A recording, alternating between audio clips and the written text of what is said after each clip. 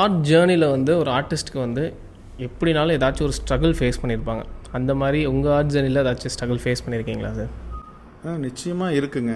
நான் வந்து அந்த பஞ்சு மில் தொழிலாளியாக இருந்து ஒரு ஓவியனாக ஆகணும்னு சொல்லி முயற்சிக்கும் பொழுது எங்கள் வீட்டில் வந்து யாருமே அக்செப்ட் பண்ணல.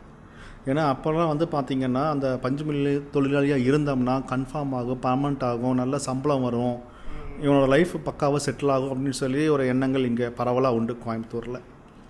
நான் என்ன பண்ணுறேன், நான் அந்த ஸ்ட்ரைக் ஆனப்போ வந்து இந்த ஃபீல்டுக்கு நான் வரணும்னு சொல்லி முயற்சிக்கும் பொழுது வீட்டில் சொல்லும் பொழுது அது ஒரு அழுக்கு தொழில்றா, அதை ஏன்டா நீ சூஸ் பண்ணுற, அதெல்லாம் வேண்டாம், இதுலேயே நீ ட்ராவல் பண்ணி எல்லா பிரச்சனையெல்லாம் சரியாயிடும், ஸ்ட்ரைக்குங்கிறதுல ஒன்றும் இல்லாமல் போயிடும், நீ வந்து உன்னோட லைஃப்பை நல்ல விதமாக அமைச்சிக்கலாம் அப்படின்னு எல்லாம் சொல்கிறாங்க. பட் இருந்தாலுமே எனக்கு வந்து இந்த ஓவியத்துறை மேலே ஒரு ஆர்வம் சின்ன வயசுலேருந்து இருக்கிறதுனால எப்படியாவது ஒரு ஓவியன் ஆகணும்னு சொல்லி நான் முயற்சி செஞ்சு அப்புறம் அவங்ககிட்ட சொல்லி பேசி எங்கள் அப்பாவால் நீ அடித்தார், என்னோட சொன்ன பேச்சு கேட்க மாட்டேங்கிறானே அப்படின்ட்டு. ஆனால் இருந்தாலும் அவங்க கூட எல்லாம் இருந்து அந்த விஷயங்களெல்லாம் தாண்டி தான் நான் இந்த ஓவியத்துறைக்குள்ளே வந்ததுக்கப்புறம் தான் தெரிஞ்சுது வந்து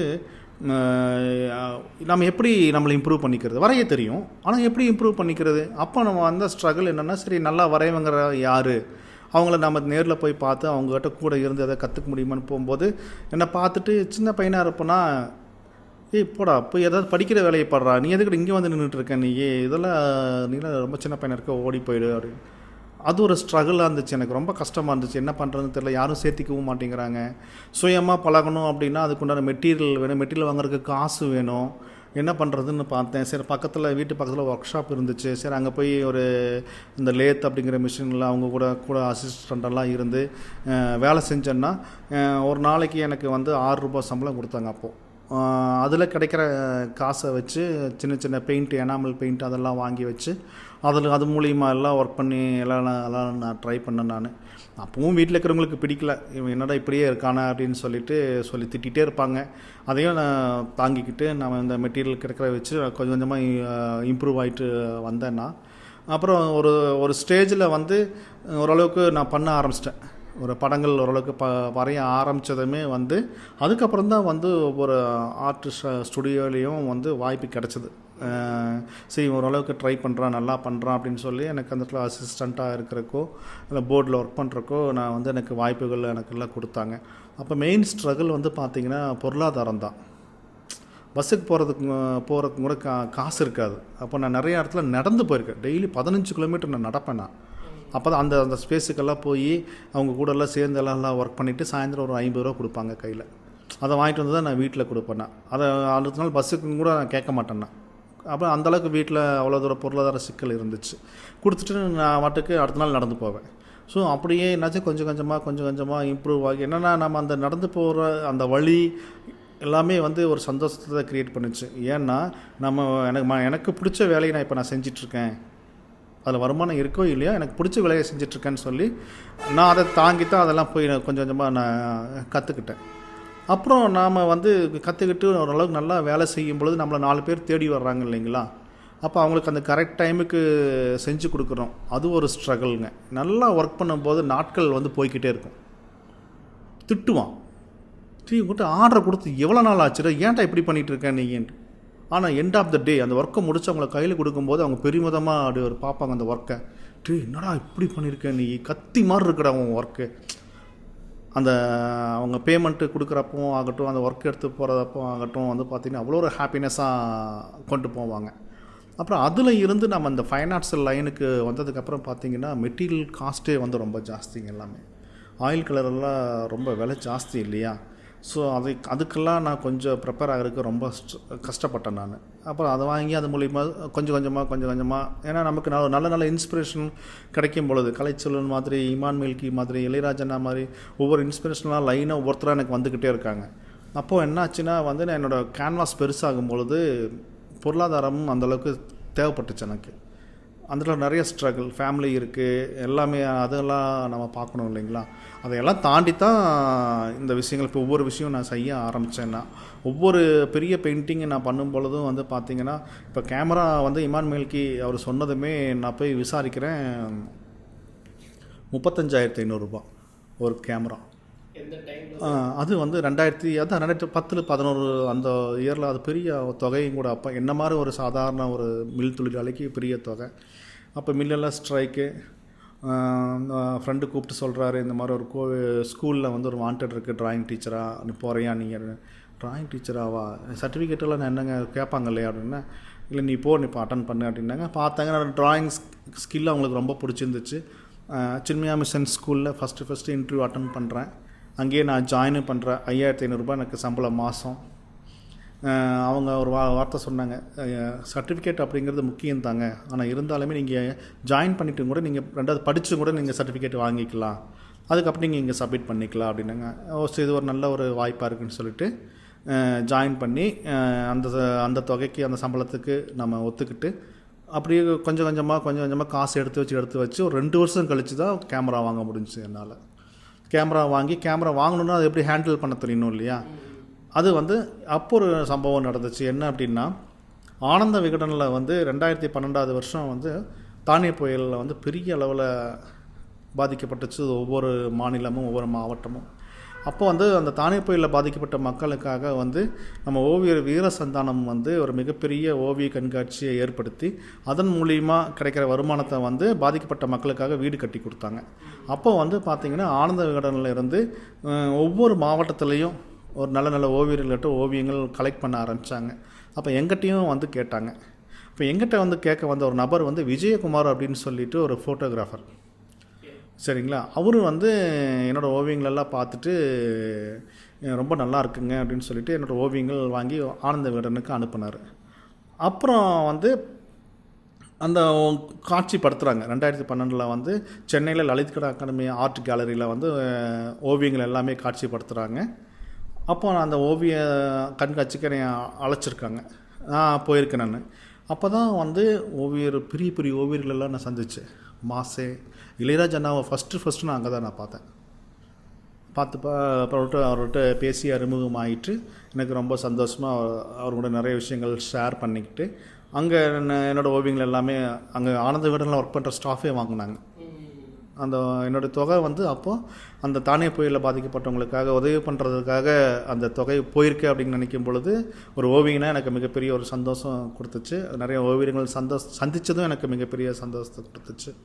அதுக்கப்புறம் வந்து ஸ்ட்ரகிள் எல்லாம் வந்து பார்த்திங்கன்னா, ஒவ்வொரு ஒர்க்கும் நான் க்ரியேட் பண்ணும்பொழுது எடுக்கிற அந்த டைமிங் இருக்குது பார்த்திங்களா, அந்த டைமிங் அதுக்கு கொடுக்கறதுனால மற்ற விஷயங்கள் செஞ்சு பொருளாதாரம் ஈட்ட முடியாத ஒரு சூழ்நிலையில் குடும்பத்தில் வர்ற பிரச்சனைகள், அந்த ஸ்ட்ரகிள் எல்லாத்தையும் நான் கொஞ்சம் தாங்கிக்கிட்டு அந்த டைமில் வந்து என்னுடைய மனைவி ஆகட்டும், குழந்தைகள் ஆகட்டும், வீட்டில் இருக்கிறவங்க பெரியவங்க எல்லாமே ஆகட்டும், என்னுடைய லட்சியத்தை அவங்க புரிஞ்சுக்கிட்டாங்க. இனி எதுக்காக இவ்வளோ தூரம் இந்த கான்செப்ட் எடுக்கிறதுக்கு இவ்வளோ ரிஸ்க் எடுக்கிறேன் அப்படின்னு சொல்லிவிட்டு அதை புரிஞ்சுக்கிட்டு எனக்கு உதவ ஆரம்பித்தாங்க. அப்போ வீட்டில் இருக்கிற மனைவியும் வேலைக்கு போக ஆரம்பித்தாங்க. அதனால் ஒரு சில விஷயங்கள் எனக்கு ரொம்ப சப்போர்ட்டிவாக இருந்துச்சு. அந்த மாதிரி நிறையா இந்த ஸ்ட்ரகிளெல்லாம் தாண்டி தான் இவ்வளோ ஒரு நல்ல ஓவியங்களை நல்லா படைக்க முடிஞ்சிச்சு நம்ம சொல்லலாம். சார், எல்லார் லைஃப்லேயும் ஸ்ட்ரகிள் மட்டும் இருக்காது, கண்டிப்பாக ஒரு ஹாப்பி மொமெண்ட்ஸும் இருக்கும். ஸோ அந்த மாதிரி ஏதாச்சும் இருக்காது? இருக்குங்க. நம்ம அந்த ஓவியத்தை நம்ம படைச்சதுக்கப்புறம் கொண்டு போய் எக்ஸிபிஷன் பண்ணுறோம் இல்லையா, அந்த எக்ஸிபிட் பண்ணுற இடத்துல நம்ம அந்த ஜனங்க நம்ம ஓவியங்களை பார்த்து ரசிக்கும் போது கிடைக்கிற ஒரு சந்தோஷம் மிகப்பெரிய ஒரு அளப்பரியற்றது. அந்த மதுரை கள்ளழகர் கோயில் பெயிண்டிங் நான் கொண்டு போய் வச்சுருந்தப்போ ஒருத்தர் வந்து அந்த என்னோடய பெயிண்டிங்க்கு ஆப்போசிட்டில் அப்படியே கையெடுத்து கும்பிட்டுட்டு நிற்கிறாரு. 3/4 மணி நேரம் நின்றுட்டு இருந்தாருங்க.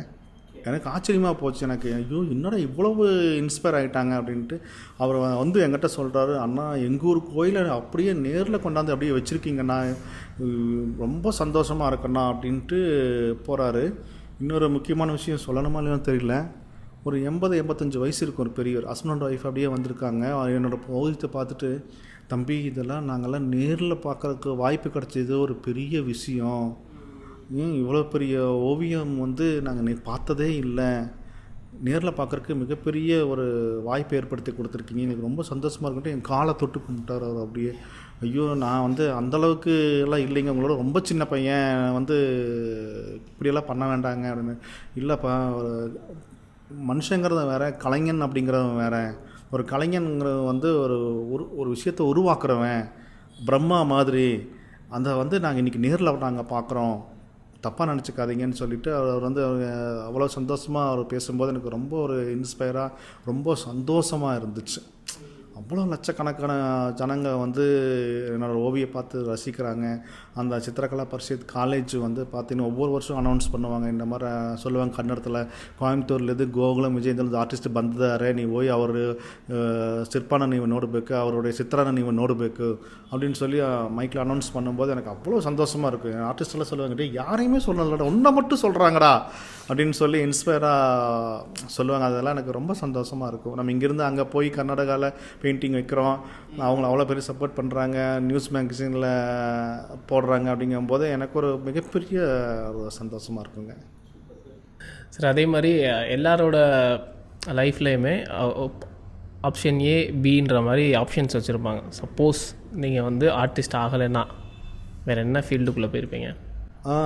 இப்போ நான் ஓவியனாக இருக்கும்போது ஒரு முக்கியமான ஒரு நிகழ்வு, எனக்கு கேமரா மேலே பயங்கர இன்ட்ரெஸ்ட்.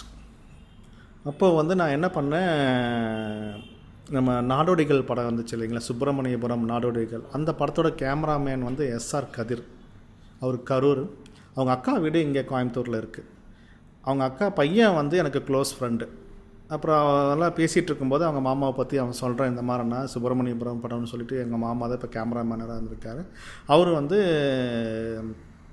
நம்ம பிசி ஸ்ரீராம் இருக்கார் இல்லைங்களா கேமராமேன், அவரோட அசிஸ்டண்ட், ஒரு முக்கியமான ஒரு அசிஸ்டண்ட் இருக்குது, அவர்கிட்ட அவர் ஒர்க் பண்ணணும். அவங்கள ஃபிலிம்லேருந்து வந்தவங்க, இப்போ டிஜிட்டலாக ஒர்க் பண்ணாலும் அவருடைய ஒரு அறிமுகம் எனக்கு கிடைக்கிது அவங்க அக்கா பையன் மூலிமா. நான் அவரை போய் சந்திக்கிறேன், நான் பேசுகிறேன். அவர் நிறையா ஸ்ட்ரகிள் எல்லாம் சொல்கிறாரு. இந்த துறைக்கு வந்தீங்கன்னா மிகப்பெரிய ஒரு ஸ்ட்ரகிள் எல்லாம் இருக்குங்க விஜய், சாதாரணமாக எல்லாம் சொல்லுவாங்க, கஷ்டம் இருக்குன்னு சொல்லுவாங்க. அதே மீறின ஒரு கஷ்டம் அது. ஒரு படத்துக்கு உங்களுக்கு 5000 ரூபான்னு சொல்லி சம்பளம்னு சொல்லி முடிவு பண்ணுறாங்கன்னா அது மாதம் கிடையாது, அந்த படம் முடிகிற வரைக்குமே 5000 தான் உங்களுக்கு சம்பளம். ஸோ அது 3 மாதமும் ஆகலாம், 5 மாதமும் ஆகலாம் அந்த படம் முடிகிறதுக்கு. அந்த காசை வச்சுட்டு நீங்கள் வீட்டு வாடகை கொடுப்பீங்களா, இல்லை சாப்பாட்டுக்கு வச்சுக்குவீங்களா, பஸ்ஸுக்கு வச்சுக்குவீங்களா? நிறைய ஸ்ட்ரகிள் இருக்குங்க. எனக்கு சப்போர்ட் பண்ணுறதுக்குள்ள கொஞ்சம் ஆட்கள் இருந்ததுனால நான் தப்பிச்சு இந்த ஃபீல்டில் நான் வந்துட்டேன். நான் இதையெல்லாம் தாங்கி தான் நீங்கள் பண்ண வேண்டியதாக இருக்கும். ஸோ இப்போ நீங்கள் ஒரு ட்ராயிங் டீச்சராக ஒரு ஸ்கூலில் இருக்கிறீங்கன்னா நீங்கள் அதுவே நீங்கள் ஃபாலோ பண்ணலாம், கஷ்டமாக இதெல்லாம் சொல்கிறேன். ஆனால் இருந்தாலுமே எனக்கு வந்து ஒரு கேமராமேனாக ஆகணும் அப்படின்னு சொல்லி ஒரு மிகப்பெரிய தாக்கம் இருந்துச்சு எனக்கு. அவருடைய பிறந்த நாளுக்கு அவரையே ஓவியமாக வரைஞ்சலை நான் ப்ரெசென்ட் பண்ணேன். அவர் ரொம்ப சந்தோஷமாக ஃபீல் பண்ணார். நான் வந்து கண்டிப்பாக போகணும்னு முடிவு பண்ணிட்டேன். அப்புறம் வந்து எங்கள் அப்பா திடீர்னு வந்து தவறிட்டார். சடனாக ஒரு ஹார்ட் அட்டாக்கில் தவறுனதுனால டோட்டல் ஃபேமிலி என் கைக்கு வந்துருச்சு, ஹேண்டில் பண்ணணும் அப்படின்னு சொல்லிட்டு.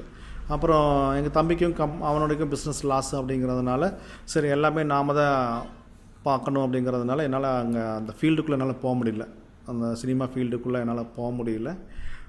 இல்லைன்னா இந்த ஓவியத்துறையில் நான் இல்லை அப்படின்னா ஏதோ ஒரு ஸ்ட்ரகிள் வந்திருக்கும் இல்லையா, அப்போ இறந்தப்போ அதையும் தாண்டி நான் அவர்கிட்ட போய் நான் ஜாயின் பண்ணியிருப்பேன்.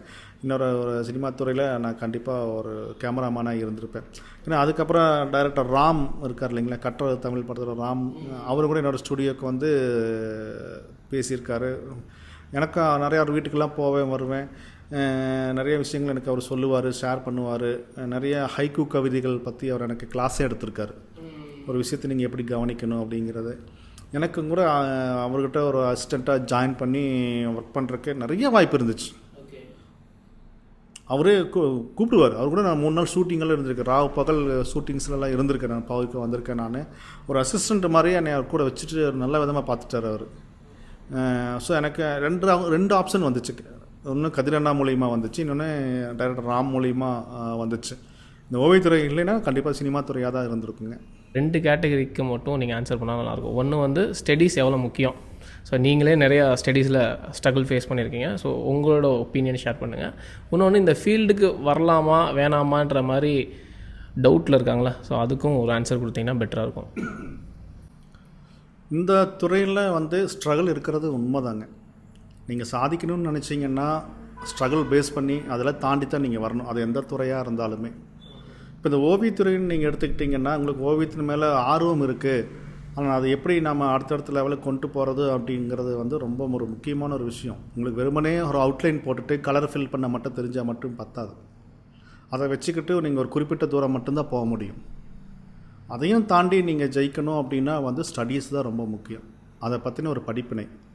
அதை வந்து ஸ்டெப் பை ஸ்டெப்பாக நீங்கள் தெரிஞ்சுக்கிட்டு ஒரு அதை ப்ராக்டிஸ் பண்ணிக்கிட்டு அந்த பயிற்சியின் மூலியமாக தான் நீங்கள் அடுத்தடுத்த லெவலுக்கு போக முடியும். அந்தளவுக்கு பயிற்சி ரொம்ப ரொம்ப முக்கியமானது. இந்த ஓவியத்தை நான் சொன்ன மாதிரி தான் இந்த அவுட்லைன் தெரிகிறது, கலர் ஃபில் பண்ணுறது தெரிகிறது அப்படிங்கிறது ஒரு ஸ்டேஜ் வரைக்கும் தான் இல்லைங்களா? அப்போ நமக்கு முன்னாடி இருக்கிற ஒவ்வொரு கிராண்ட் மாஸ்டர்ஸ் என்னெல்லாம் பண்ணியிருக்கிறாங்க, ஏன் அவங்க வந்து உலகம் முழுவதும் பேசப்படுறாங்க? நீங்கள் சொன்னீங்க இல்லையா, பிகாசோ, வின்சென்ட் வான் கோ எல்லாம் சொன்னீங்க இல்லையா, அந்த மாதிரி ஒவ்வொரு ஓவியர்களும் நம்ம எப்படி அவங்களால சாதிக்க முடிஞ்சது? ஒரு கிராண்ட் மாஸ்டர்ஸ் பிகாசோ நீங்கள் எடுத்துக்கிட்டீங்க அப்படின்னா அவர் வந்து ஒரு பிரேக் ரூலர் அப்படின்னு சொல்லுவாங்க. எப்படின்னா ஒரு காலகட்டங்களில் வந்து முன்னாடி காலகட்டங்களில் வந்து கட்டடத்துறையாகட்டும் இல்லை ஓவியங்களாகட்டும் வந்து பார்த்திங்கன்னா ஒரு வரைமுறை வச்சுருந்தாங்க. இப்படி தான் வரையணும், இப்படி வரைஞ்சா தான் அழகாக இருக்கும் அப்படின்னால ஒரு வரைமுறையை வச்சுருந்தாங்க. பிகாசோ அவருடைய நண்பர்கள் ஒரு சிலரெல்லாம் என்ன பண்ணாங்கன்னா அந்த முறையவே வந்து பிரேக் பண்ணாங்க. பிரேக் பண்ணி தான் கியூபிசம் அப்படின்னு ஒரு விஷயத்தை கொண்டு வந்தாங்க. அந்த கியூபிசம் விஷயம் வந்து பார்த்திங்கன்னா கட்டடத்துறையில், அதாவது ஆர்கிடெக்ட், மிகப்பெரிய ஒரு தாக்கத்தை ஏற்படுத்துச்சு. இப்படியே வளைஞ்ச மாதிரியே தான் கட்டிக்கிட்டு இருக்கணுமா, இப்படியே தான் பில்லரை நம்ம பண்ணிகிட்டு இருக்கணுமா அப்படிங்கிற விஷயத்தை உடச்சி ஒரு மாடர்னாக ஒரு நவீனத்துறையில் எப்படியெல்லாம் ஒரு விஷயத்தை சாதிக்க முடியும் அப்படிங்கிறத வந்து கியூபிசம் மூலிமா நிறைய விஷயங்கள் அவங்களுக்கு அது கிடச்சிது. அது ஒரு மிகப்பெரிய ஒரு மாற்றம்னு சொல்லலாம் ஓவியத்துறையில். சரிங்களா? அதுக்கப்புறம் வந்து பார்த்திங்கன்னா அதை தெரிஞ்சுக்கணும் அப்படின்னா நீங்கள் வந்து அவரை பற்றி நீங்கள் ஸ்டடீஸ் மூலிமா தான் தெரிஞ்சுக்க முடியும். அவரை பற்றி நீங்கள் படித்தே ஆகணும். அவருடைய வாழ்க்கை முறையை நீங்கள் தெரிஞ்சுக்கிட்டே ஆகணும் இல்லைங்களா? நான் வந்து சின்ன வயசுலேருந்து எப்படியெல்லாம் வளர்ந்து வந்தேன், ஒரு ஓவியத்தை எப்படியெல்லாம் நான் கையில் எடுத்து எப்படி ஸ்டெப் பை ஸ்டெப்பாக நான் அடுத்தடுத்த லெவலுக்கு கொண்டு வந்தேன் தெரிஞ்சுக்கிட்டா தானே நீங்கள் வந்து உங்களை நீங்கள் மேம்படுத்திக்க முடியும். அப்போது ஸ்டடீஸ் ரொம்ப முக்கியம் தானே. ஒவ்வொரு கிராண்ட் மாஸ்டர்ஸை பற்றி நீங்கள் படிக்கணும். அவங்க பண்ணின ப்ராக்டிஸை வந்து நீங்களும் பண்ணி பார்க்கணும். இளையராஜன் அது கரெக்டாக சொல்லுவார். கிராண்ட் மாஸ்டர்ஸோட ஒர்க்கு நிறையா பண்ணுங்கள் விஜய், அப்போ நீங்கள் நிறைய ஸ்ட்ரோக்ஸு, நிறையா ஹைலைட்டோட வேல்யூ எல்லாம் வந்து நீங்கள் கற்றுக்க முடியும். ஹைலைட் அப்படிங்கிறது உங்களுக்கு நல்லா தெரியும். ஓவியத்துறையில் வந்து ஃபைனலாக ஒரு வைக்கக்கூடிய ஒரு ஸ்பார்க், ஒரு டோன், அது ஹைலைட் அப்படிங்கிறது. அப்போ அந்த ஹைலைட்டை வந்து எப்படி ஹேண்டில் பண்ணுறது, அதை வந்து அவ்வளோ அழகாக எனக்கு எக்ஸ்பிளைன் பண்ணியிருக்காரு. ஸோ ஒவ்வொரு மாஸ்டர்ஸுக்குள்ளேயும் ஒவ்வொரு ஸ்டடீஸ் இருக்குது. அந்த ஸ்டடீஸ் என்னங்கிறது தெரிஞ்சுக்கிட்டு நீங்கள் அதை பயிற்சி பண்ணிக்கிட்டு நீங்கள் உங்கள் ஓவியங்களை அதை அப்ரோச் பண்ணி பார்த்து உங்களுடைய ஓவியங்களை அடுத்த நிலைக்கு கொண்டு போகிறதுக்கு அது மிகப்பெரிய உதவியாக இருக்கும் அந்த ஸ்டடீஸ் அப்படிங்கிறது. ஸோ வந்து இந்த பாதியில் நிறுத்துறது, விட்டுறது அப்படிங்கிறது எல்லாமே வந்து உங்கள் லைஃப்பை பாதியில் நிறுத்துகிற மாதிரி, அந்த ஓவியத்தை இல்லை, அந்த உங்கள் லைஃபையே பாதியில் நிறுத்திக்கிட்ட மாதிரி. நீங்கள் நிறைய பயிற்சிகள் எடுத்துக்கிட்டு கிராண்ட் மாஸ்டர் ஃபாலோ பண்ணி நல்லா ப்ராக்டிஸ் பண்ணி படித்து தெரிஞ்சுக்கிட்டு நீங்கள் எக்ஸிபிட் பண்ண போகிறீங்கன்னா ரொம்ப முக்கியமான ஒரு விஷயம். நான் எக்ஸிபிட் பண்ணும்போது 4 பேர் 4 விதமான ஆட்களாக இருப்பாங்க. அவன் வந்து ஒவ்வொரு கொஸ்டின் கேட்க வாய்ப்பு இருக்குது. அந்த கேள்வியை கேட்கும் பொழுது நீங்கள் வந்து கரெக்டான ஒரு வேல்யூவான ஆன்சர் நீங்கள் சொன்னால் மட்டும்தான் அவன் வந்து உங்களை ஒரு முழுமையான ஒரு ஓவியனாக நீ பார்ப்பான். ஜஸ்ட் ஒரு ஓவியனாவது பார்ப்பான். இல்லைன்னா இவன் ஒரு அன்மெச்சூர்டு, இவனுக்கு ஒன்றும் தெரியாதவன், இவன் அறகுறை அப்படிங்கிற மாதிரி நினச்சிட்டு போயிடுவாங்க. அந்த இடத்துல உங்களுக்கும் வேல்யூ இல்லை, உங்களுடைய ஓவியத்துக்கும் வேல்யூ இல்லாமல் போயிடும் இல்லைங்களா? அந்த மதிப்பு ரொம்ப முக்கியமான விஷயம், அந்த வேல்யூங்கிற ஒரு விஷயம். ஸோ அதனால தான் அந்த ஸ்டடீஸ் எல்லாம் ரொம்ப முக்கியம். நீங்கள் வந்து அட்லீஸ்ட் படித்தாது அவங்கள தெரிஞ்சு வச்சுக்கிட்டு அவருடைய ஏதாவது ஒரு ஒர்க்காவது நீங்கள் வந்து ஃபாலோ பண்ணி ஒர்க் பண்ணி பார்த்துட்டு உங்களை ஓவியத்தை மேம்படுத்திக்கிறது வந்து ரொம்ப முக்கியமாக இருக்கும். அந்த ஓவியத்தை நம்ம ஒரு ஸ்டடீஸ் மூலிமா, ஒரு படிப்புங்கிறது ரொம்ப முக்கியம். பாதியில் அதெல்லாம் நம்ம நிறுத்தவே கூடாதுங்க. ஃப்யூச்சர் பிளான்ஸ் என்ன மாதிரி ஐடியா பண்ணியிருக்கீங்க, அதை கொஞ்சம் ஷேர் பண்ணுங்கள் சார். ஃபாரின் கேலரிஸில் என்னோடய ஓவியங்கள் இடம்பெறணும். இப்போ இந்தியாவில் வந்து பார்த்திங்கன்னா நிறைய ப்ரைவேட் கேலரிஸ் எக்ஸிபிஷன் பண்ணுறாங்க. இப்போ India art festival, India art fair அப்படிங்கிற முக்கியமான நிகழ்வெல்லாம் நடந்துக்கிட்டு இருக்கு. இந்தியா ஆர்ட் ஃபேரில் என்னுடைய ஓவியங்கள் இடம்பெறணும். அதே மாதிரி உலகம் முழுவதும் இருக்கிற முக்கியமான கேலரிகளில் என்னுடைய ஓவியங்கள் இடம்பெறணும், என்னோட காட்சிப்படுத்தணுங்கிறதா என்னுடைய மிகப்பெரிய ஒரு அச்சீவ்மெண்ட். அதே சமயம் என்னுடைய ட்ரெடிஷ்னலில் இருக்கிற நல்ல நல்ல விஷயங்கள் நான் வந்து எந்த அளவுக்கு உயர்வானதாக நான் அதை வந்து என்னோடய ஓவியங்களில் காட்டுறேன் அப்படிங்கிறது தான், அதுவும் ரொம்ப முக்கியமான ஒரு விஷயம். அது வந்து இப்போ அடுத்த கான்செப்டால் வந்து பார்த்திங்கன்னா அக்ரி பேஸ் பண்ணி, விவசாயம் பேஸ் பண்ணி ஏதாவது நான் பண்ண முடியுமான்னு சொல்லி நான் யோசிக்கிறேன். நான் அந்த விவசாய ஜனங்களுடைய சந்தோஷங்கள், துக்கங்கள், அவங்களுடைய வேலை பளு, அதில் இருக்கிற சின்ன சின்ன குட்டி குட்டி சந்தோஷங்கள் எல்லாம் நான் வந்து என்னோடய ஓவியங்களாக மாற்ற முடியுமா அப்படின்னு சொல்லி நான் முயற்சி செஞ்சிட்ருக்கேன். நான் அதுக்குண்டான வேலைகள் நடந்துகிட்ருக்கு. ஒரு அந்த பிள்ளையார் சொல்லின்னு சொல்லுவாங்க இல்லையா, அந்த மாதிரி ஒரு விவசாயி படம் நான் வந்து பெயிண்டிங் பண்ணேன். என்னோடய நாகர்கோயிலில் ராஜேஷ்குமார் இருக்கிற லைம் லைட் ஃபோட்டோகிராஃபின்னு சொல்லி ஸ்டுடியோ வச்சுருக்காரு. அவருடைய ஒரு புகைப்படம் ஒன்று எனக்கு காமிச்சார். விஜய் இது பாருங்கள் நல்லா இருக்குங்கன்னு காட்டும்போது ரொம்ப ஒரு இன்ஸ்பிரேஷனலாக இருந்துச்சு. அந்த ஒரு விவசாயி வந்து தன்னுடைய நெல் இருக்குது இப்போ நாற்று அதை எடுத்து அப்படியே கன்னத்தோடு சேர்த்து வச்சு சந்தோஷமாக சிரிக்கிற மாதிரி ஒரு காட்சியை வந்து நான் ஒரு ஓவியமாக வரைஞ்சிருந்தேன். நான் அவருடைய இது மூலியமாக தான் அவர் எனக்கு பர்மிஷன் ஓகே கொடுத்துட்டாரு. நீங்கள் பண்ணுங்கள் விஜய், எனக்கு ரொம்ப சந்தோஷம் அப்படின்னு. அது வந்து பெங்களூரில் காட்சிப்படுத்தினப்போ ஓரளவுக்கு தான் வரவேற்பு இருந்துச்சு. அதே மும்பையில் இந்தியா ஆர்ட் ஃபெஸ்டிவல் ப்ரோக்ராமில் நான் காட்சிப்படுத்தினப்போ அங்கே நிறைய மாடர்னிசம், அப்ஸ்ட்ராக்ட் அந்த மாதிரி விஷயங்கள் தான் நிறையா இருந்துச்சு. ஆனால் என்ன மாதிரி இந்த மாதிரி ஒரு அதுவும் விவசாயம் பேஸ் பண்ண ஒரு பெயிண்டிங் ரியலிசமாக கொண்டு போய் வைக்கும் பொழுது டோட்டலாக வேறு மாதிரி இருந்துச்சு. நிறையா பேர் பார்த்துட்டு ரொம்ப சந்தோஷமாக ஃபீல் பண்ணாங்க. அந்த பெயிண்டிங் வாங்கவும் செஞ்சாங்க. ரொம்ப ஹாப்பியாக பூனேயில் இருக்கிறவங்க ஒருத்தங்க லேடி, அவங்க ரொம்ப ஹாப்பியாக ஃபீல் பண்ணி வாங்கினாங்க. ஸோ என்னோடய அச்சீவ்மெண்ட்ஸில் வந்து பார்த்திங்க அப்படின்னா என்னோடய கான்செப்டும் வேர்ல்டு வைடு ரீச் ஆகணும். என்னோடய பெயிண்டிங்ஸ் அதே மாதிரி வந்து எப்படி நாம் வந்து உலக ஓவியர்கள் கிராண்ட் மாஸ்டர்ஸோட பெயிண்டிங்ஸ் எந்த அளவுக்கு அது சேல் ஆகட்டும் இல்லை ரீச் ஆகட்டும், அந்த மாதிரி என்னுடைய ஓவியங்களும் ஒரு காலகட்டங்களில் பெரிய அளவில் ரீச் ஆகணும். அது மற்றவங்களுக்கு சந்தோஷத்தையும் கொடுக்கணும், படிப்பாகவும் இருக்கணும். சேம் டைம் பொருளாதார ரீதியாகவும் ஒரு ஓவியர் மேலே வந்திருக்காரு அப்படிங்கிறது ஒரு இன்ஸ்பிரேஷனலாக மற்றவங்களுக்கு இருக்கணும் அப்படிங்கிறதும் என்னுடைய கோல் தான். கண்டிப்பாக ஆயிடுவீங்க sir. Thank you sir. So next question என்னென்னா, உங்கள் பேரண்ட்ஸ் சப்போர்ட் பண்ணாங்க, ஓகே, இப்போது ஃபேமிலி லைஃப்குள்ளே வந்துட்டீங்க, இவங்க எப்படி உங்களுக்கு சப்போர்ட் பண்ணுறாங்க, உங்கள் ஒய்ஃப் அண்ட் சில்ட்ரன்ஸ்? ஆக்சுவலாக வந்து எனக்கு கல்யாணம் ஆகும்போது இந்த பெண் பார்க்க போகிறது, மாப்பிள்ளை பார்க்க போகிறதுனால சொல்லுவாங்க இல்லைங்களா, அப்போலாம் என் ஒய்ஃபுக்கெல்லாம் வந்து என்னை பிடிக்கவே இல்லை. என்ன ஆளுக்கு ஷார்ட்டாக இருக்கான், எப்படி இருக்கான் அப்படின்னு சொல்லி அவருக்கு பிடிக்கவே இல்லை. ஆனால் என்னுடைய ஓவியங்கள் என்னோடய வெப்சைட் மூலிமா பார்த்தோன்னே பயங்கரமாக இன்ஸ்பயர் ஆகிட்டாங்க. கல்யாணம் பண்ணால் இவனை தான் கல்யாணம் பண்ணுவேன் அப்படிங்கிற மாதிரி. அப்புறம் வந்து என்னுடைய கல்யாணம் முடிஞ்சு ஒரே வாரத்தில் நான் ஆர்ட் கேம்ப்பு, கஸ்தூரி ஸ்ரீனிவாசன் ஆர்ட் கேலரி இருக்குது கோயம்புத்தூரில், ஆர்ட் கேம்ப் அரேஞ்ச் பண்ணுறாங்க. அப்போ ஆர்ட் கேம்பில் பண்ணின ஒர்க்கு வந்து சேல் ஆச்சு. அந்த பேமெண்ட் வந்து என் ஒய்ஃப் கையில் கொடுக்கும்போது அவன் பயங்கர ஹாப்பியாக ஃபீல் பண்ணான். என்னடா திடீர்னு 10,000? ஆமாம், இப்போ இந்த மாதிரி சேல் ஆச்சு அப்படின்னு சொன்ன உடனே அவங்களுக்கு என்னென்ன ஒரு கான்ஃபிடென்ட் வந்துருச்சு என் மேலே, இவன் நல்லா பண்ணுறான் அப்படின்னு சொல்லிட்டு. அப்போ என்னென்னா, நான் எடுக்கிற ஒவ்வொரு ரிஸ்க்குமே வந்து அவள் பார்த்து ரசிக்க ஆரம்பிச்சிட்டா. ரெண்டாவது வந்து நான் ஒவ்வொரு ஒர்க்கு முடியும் போதோ இல்லை இடையிலையோ வந்து ஸ்டாப் பண்ணி நான் சஜஷன் கேட்பேன். நான் நீ பார்த்து ஒரு கருத்து சொல்லப்பது எப்படி வருது அப்படின்னா, அப்போ வந்து ஒரு பார்வையாளராக அவள் இருந்து ஒரு கருத்து சொல்லுவாள்.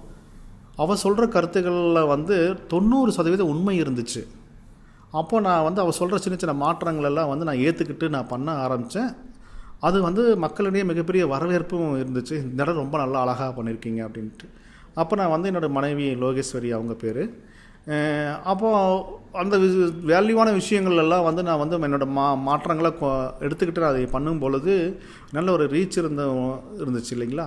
அப்போது என்னோடய ஒய்ஃபுக்கு அவளுக்கு ஒரு ஹாப்பினஸ், நான் சொன்ன சேஞ்சஸ் நீ பண்ணிட்ட பார்த்தியா, நல்லா இருக்குது பார்த்தியா, இப்போ நல்லா வாங்கியிருக்காங்க பாரு அப்படின்னு சொல்லி அவளுக்கு ஒரு சந்தோஷம். பெரிய பெரிய ஒர்க் பண்ணும்போது அதுக்குண்டான டைமிங்கெல்லாம் எடுத்து பண்ணும்போது வந்து எனக்கு நிறைய சப்போர்ட்டிவாக தான் இருந்திருக்காங்க ஃபேமிலியில். எங்கள் ஒய்ஃப் ஆகட்டும், எங்கள் மாமியார் ஆகட்டும், என் குழந்தைகள் பசங்களெல்லாம் ஆகட்டும், என்னை புரிஞ்சுக்கிட்டு டிஸ்டர்ப் பண்ணாமல் அவங்களும் ஒரு ஆர்வமாக கூட சேர்ந்து ஹெல்ப் பண்ணுவாங்க, எல்லாமே பண்ணுவாங்க. அந்த மாதிரி என் ஃபேமிலியில் ரொம்ப ஹெல்ப் தான். அது இல்லாமல் என் தம்பியெல்லாம் வந்து பார்த்திங்கன்னா அவங்க ஃபுல்லாக இண்டஸ்ட்ரியல் பீரியடில் அவங்க அந்த டிபார்ட்மெண்ட் அவங்க எல்லாமே. ஆனால் இருந்தாலும் வந்து நான் வந்து ஆர்ட் பண்ண கூப்பிட்டேன். நான் ஒரு டிஃப்ரெண்ட்டான கான்செப்ட்டு. அவனும் வந்தாலும் நல்லா ஒர்க் பண்ணான், கம்போசிங் பண்ணி கொடுத்தேன். அவன் ஒர்க்கும் நல்லா சேல் ஆச்சு. அதுவும் அவனுக்கு ஒரு பயங்கர ஒரு ஹாப்பினஸ். ஸோ அந்த மாதிரி இப்போ நான் வந்து ஃபேமிலி வந்து எனக்கு எந்த பிரச்சனையுமே கிடையாது. ஆர்ட்டில் வந்து என்னை வந்து எந்த லெவலுக்கு வேணாலும் இறங்கி ஒர்க் பண்ணுறதுக்கு அவங்க ஹெல்ப் பண்ண ரெடியாக தான் இருக்காங்க. லாஸ்ட் டைம் வந்து இந்தியா ஆர்ட் ஃபெஸ்டிவலுக்கு எக்ஸிபிட் பண்ணுறதுக்கு கிட்டத்தட்ட ஒரு 30,000-40,000 செலவாகும். இப்போ ஸ்கூல் ஃபீஸ் எல்லாம் இருக்குது. இருந்தாலுமே நீங்கள் அதுக்கு போங்க, அதுக்கு பண்ணுங்கள், நீங்கள் அடுத்த லெவலுக்கு வர்றது அப்படிங்கிறது ரொம்ப முக்கியம் அப்படின்னு சொல்லி அவங்க ஹெல்ப் பண்ணுறாங்க, சப்போர்ட்டிவாக தான் இருக்காங்க. சார் அதே மாதிரி நீங்கள் ஒரு ஒர்க் எடுத்தீங்கன்னா 1 இயர் 1.5 இயர்ஸ் கிட்ட ஸ்பெண்ட் பண்ணுறீங்க. ஸோ சாலிடாக ஒரு டேயில் வந்து நீங்கள் ஒரு 6 ஹவர்ஸ் ஆச்சு நீங்கள் ஸ்பெண்ட் பண்ணுற மாதிரி இருக்கும். ஸோ உங்கள் ஃபேமிலி டைமையும் ஒர்க் டைமையும் எப்படி சார் பேலன்ஸ் பண்ணுறீங்க? எங்கள் வீட்டில் எங்கள் ஒய்ஃபோட அம்மா மாமியார் இருக்காங்க இல்லையா, ஏர்லி மார்னிங் எந்திரிச்சு அவங்க ஒர்க் பண்ணுவாங்க. அவங்களுக்கு அது ரொம்ப பிடிக்கும். அது 7 மணிக்கு போது எல்லா வேலையுமே முடிச்சிருவாங்க. அதுக்கப்புறம் அவங்க ஃப்ரீயாக இருப்பாங்க. எனக்கு இந்த 7 மணிக்கு எந்திரிச்சு ஒர்க் பண்ணுறது எனக்கு ரொம்ப பிடிக்கும். ஸோ நான் என்ன பண்ணுவேன் அப்படின்னா, மார்னிங் 5 o'clock 4:30 அந்த மணிக்கெலாம் 4:30 மணிக்கெலாம் எந்திரிச்சு டக்குன்னு பல்ல வேலைக்கு குளிச்சுட்டு வந்து ஒர்க் பண்ண ஆரம்பிச்சிடுவேன். ஒரு 3 மணி நேரம் 4 மணி நேரம் நல்லா வேலை செய்வேன். அந்த டைமிங்கில் கிடைக்கிற அந்த அமைதியும் மனசாந்தமும் அந்த கலர் வேல்யூ சொல்லுவாங்க இல்லைங்களா, அதெல்லாம் பார்த்திங்கன்னா என்னோடய பெயிண்டிங்கில் அவ்வளோ டெப்த்தாக எனக்கு கிடைக்கும். ஸோ எனக்கு வந்து அந்த டைமிங்கில் ஒர்க் பண்ணிவிடுவேன். நிறையா டைம் வந்து பார்த்திங்கன்னா சொல்லுவாங்க இல்லையா, ஏங்க போய் கருவேப்பிலை வாங்கிட்டு வாங்க அப்படின்வாங்க, தக்காளி வாங்கிட்டு வாங்க அப்படிம்பாங்க. கோவம் வரும். பட் இருந்தாலுமே ஃபேமிலி நமக்கு முக்கியம் இல்லையா, அது எல்லாம் அவங்களுக்கெல்லாம் நம்ம எல்லாம் பண்ணி கொடுத்துட்டு மற்ற டைமில் வந்து ஒர்க் பண்ணுவேன். இப்போ தனியாக ஸ்டுடியோ இருக்கிறதுனால ஸ்கூல்லேயும் டீச்சராக பார்ட் டைம் டீச்சராக இருக்கிறதுனால ராமகிருஷ்ணா மிஷன் ஸ்கூலில் பார்ட் டைம் டீச்சராக இருக்கும். அதையும் பண்ணி கொடுத்துட்டு, எதுக்காக நம்ம ஸ்கூலுக்கு போகிறோம் அப்படின்னா, நம்மளுடைய டேலண்ட்டு நம்ம திறமை அப்படிங்கிறது நம்மளோட நின்று போயிடக்கூடாது. அது குழந்தைகள் மூலிமா நம்ம சொல்லிக் கொடுக்க முடியும், அதே அவங்க எடுத்து பண்ண முடியும் இல்லையா. அதனால் நான் ஸ்கூலுக்கு போகிறேன். அதே சமயம் அதில் கிடைக்கிற ஒரு சின்ன வருமானம், நான் இந்த மாதிரி டைம் இடத்துல ஒர்க் பண்ணுறேன் இல்லைங்களா, அப்போது அந்த காலகட்டங்களில் தேவைப்படுற அந்த பொருளாதார ரீதியான சில விஷயங்களை உதவி செய்யுது, அந்த மாதிரி விஷயங்கள். ஸோ இந்த மாதிரி ஒவ்வொரு விஷயத்தையும் கரெக்டாக பிளான் பண்ணி நம்ம எங்கே போகணும், என்ன வேலை செய்யணும், எந்த நேரங்களில் எப்படியெல்லாம் வேலை செய்யணுங்கிறத சொல்லி ஒரு திட்டமிடுதல் மூலியமாலையும் கூட நான் இந்த மாதிரி ஓவியங்களை செய்கிறேன்னு வச்சுக்கோங்களேன். சார் அதே மாதிரி அந்த அலர்கோயில் பெயிண்டிங் இருக்குல்ல சார், அதுக்கு கன்சிஸ்டண்ட்டாக அவங்களால எப்படி சார் ஒர்க் பண்ண முடிஞ்சு அந்த ஃபோக்கஸ்டாக? ஏன்னா இப்போ இருக்க நிறைய பசங்களால் ஃபோக்கஸ் பண்ண முடியல. ஒரு பாதி வரைக்கும் வந்துடுறாங்க, அதுக்கு மேலே அதுக்கு டைம் கொடுக்க முடியலன்னு சொல்லி பிரேக் பண்ணிட்டு அடுத்ததுக்கு போயிடுறாங்க. உடனே முடிக்கணும், ஒரு 2 மினிட்ஸில் முடிக்கணும், அந்த பெயிண்டிங்கே எனக்கு போதுன்ற மாதிரி இருக்காங்கல்ல. ஸோ அவங்களுக்கு நீங்கள் என்ன சொல்லலான்னு இருக்கீங்க? ப்ளஸ் உங்களோட எக்ஸ்பீரியன்ஸ் எப்படி இருந்துச்சு அந்த பெயிண்டிங்க்கு 1.5 இயர்ஸ் எடுக்கும்போது? அந்த பெயிண்டிங்கில் ஒரு பொண்ணு இருப்பாங்க, ஒரு மஞ்சள் கலர் பையை கையில் வச்சுக்கிட்டு ஒரு பொண்ணு இருப்பாங்க. அது நார்மலாக அந்த காரமடத்தேர் கோயில் விசேஷப்போ எடுத்த ஃபோட்டோ தான் அது. அந்த ஃபோட்டோ மனசுக்குள்ளே ஏதோ உறுத்திட்டே இருந்துச்சு, என்னமோ இருக்குடா இந்த பொண்ணுக்கிட்ட அப்படின்னு சொல்லிட்டு. நல்லா கவனிச்சா ஜூம் பண்ணி பார்க்கும்போது நம்ம பார்ப்போம் இல்லையா என்னென்ன டீட்டெயில்ஸ் எல்லாம் இருக்குதுன்னு சொல்லி பார்க்கும் பொழுது, அந்த பொண்ணோட கையில் வந்து பார்த்திங்கன்னா தென்னை மர ஓலையில் வந்து வாட்சு செஞ்சு கட்டியிருந்துச்சு. நம்ம சின்ன வயசுல எல்லாம் வாட்சு தென்னை மர ஓலையில் மடித்து அப்படியே சொருகி இந்த போட்டு கட்டியிருப்போம் இல்லைங்களா, அந்த மரம் ஒன்று கட்டியிருந்துச்சு. ஆடடா இது ஒரு நல்ல விஷயமா இருக்கே. சரி, இந்த பொண்ணு தான் இப்போ மெயின் கான்செப்ட் அந்த அழகர் கோயில் பெயிண்டிங்கில். அந்த பொண்ணை வச்சு நான் ஒவ்வொன்றா மற்ற விஷயங்களெல்லாம் கொண்டு வரும்போது வந்து நான் மதுரை வந்து ஃபோட்டோ ஷூட் போயிருந்தேன். மதுரை கள்ளழகர் கோயிலுக்கு நான் போயிருந்தப்போ அந்த கோயிலில் இருந்த ஒரு அமைதி, அந்த கோபுரத்தில் இருந்த ஒரு கம்பீரம், அங்கே வர்ற ஜனங்க வந்து எவ்வளவு ஒரு வேண்டுதலோடு வர்றாங்க. அங்கே நீங்கள் இப்போ பார்க்கல, எப்போ போனாலும் பார்க்கலாம், அங்கே பொங்கல் வச்சிட்ருப்பாங்க, பெண்கள் எல்லாம் ஜாஸ்தி மொட்டை அடிச்சிருப்பாங்க.